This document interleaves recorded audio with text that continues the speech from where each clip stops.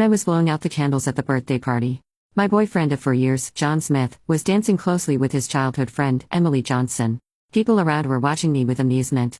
I quickly opened a bottle of champagne and said, "Shouldn't they kiss with the atmosphere like this?" John's face darkened immediately. "Anna Brown, can't you see we're just playing a game? Don't you know what jokes are appropriate and what aren't?"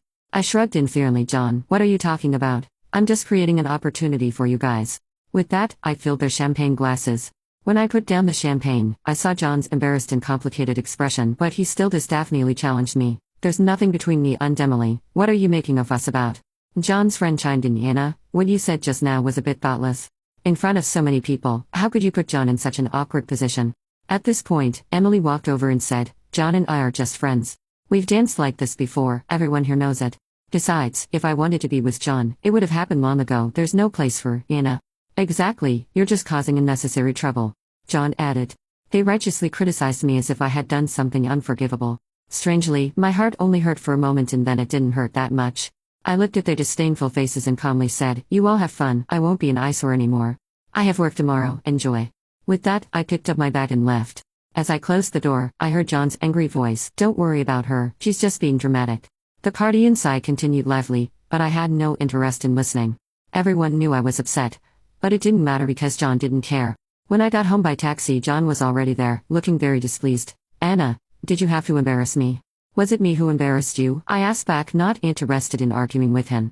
Just as he was about to lose his temper with me, I took my clothes and went to take a shower. The celebration party was far away from home, and though John had a car, he never thought to bring me home. While in the taxi, I saw Emily's Instagram. "I know, with you there, I can get home safely even if I'm drunk." I was too familiar with that car, it was John's. Not long after he got together with me, he told me that he wanted a car. Other colleagues had one, but he didn't. It was shameful. We saved every penny for half a year to make the down payment. The passenger seat was reserved for me, but he never allowed me to eat or put on makeup there, saying it would dirty his car. It turned out, all these principles were based on the fact that I wasn't Emily.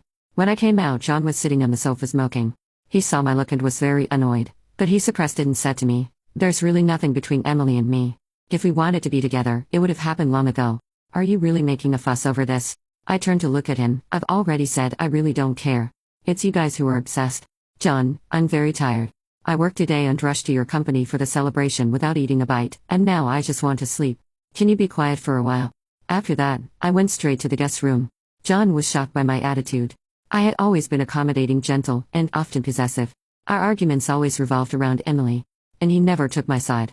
Maybe he was prepared for me to come back and have a big fight with him. Had already thought of excuses on the way, but he didn't get the expected reaction from me. I heard him smashing the coffee table in the living room. But I was too tired to appease him. I had an important client coming for an inspection tomorrow. Managed it well, I might get a promotion. As for John, he could do whatever he wanted. Seeing that I was ignoring him, he eventually quieted down. Soon, his phone rang with a special ringtone, making it clear who was calling. I heard him tiptoe to the bathroom to take the call. It was truly how the ostrich sticking its head in the sand. When I woke up the next day, John was already gone. I was thrilled about this because I finally didn't have to cater to his picky eating habits. No more complaints about the porridge being too thick or the buns too dry. I used to wake up at 5 every morning to prepare his breakfast, only to be criticized. Now, I only needed to warm a glass of soy milk and boil an egg for myself, and that was perfectly fine. I suddenly realized I didn't need John that much after all. I tittied myself up and quickly entered my working state to receive my new client. This contract was a must for me. When John called, I was showing the client around our company. He called repeatedly, so I immediately put my phone on silent. Whatever his reason, it was insignificant at that moment. My client glanced at my phone and asked, "Looks like something urgent. Do you need to take that?"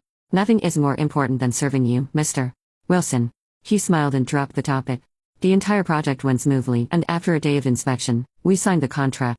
I went home feeling very satisfied. When I got home, John was sitting on the sofa smoking another cigarette. I found it annoying. The whole house was filled with smoke, and I would need to air it out. He seemed displeased that I was ignoring him, put out his cigarette, and walked over to me. "Why didn't you answer my calls? Anna, are you still upset about me dancing with Emily? Grow up. Do you know how serious the consequences will be if you don't answer the phone because of this?" "Oh, isn't it about attending your colleague's wedding? Didn't they go as your date? I saw her post on Ins. She looked very appropriate and was a good match for you." As for me, I was with a client all day. I have my own job too. I can't keep taking leave because of your work. "John, I've already given up many opportunities for you." John's face stiffened at my words. He asked, "How much more money can you make with that promotion?" John, given that we haven't paid off the car loan, I hope you don't talk to me like that. John was clearly agitated by my words, his tone particularly nasty. Anna, you're so self-righteous. Always lecturing me.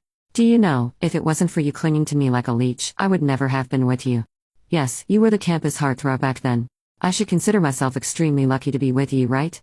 I cut him off, finishing his sentence for him. These words about not being worthy had been said by John many times, each time wounding me deeply. But this time, it didn't hurt as much. However, John wasn't about to let it go. He asked, I went with Emily today. Don't you have anything to say about that? I think it's great. You saved face and secured her deal. I shrugged. John looked at me and suddenly laughed. Anna, you better stay this tough. I'm going out for dinner with her tonight. Satisfied?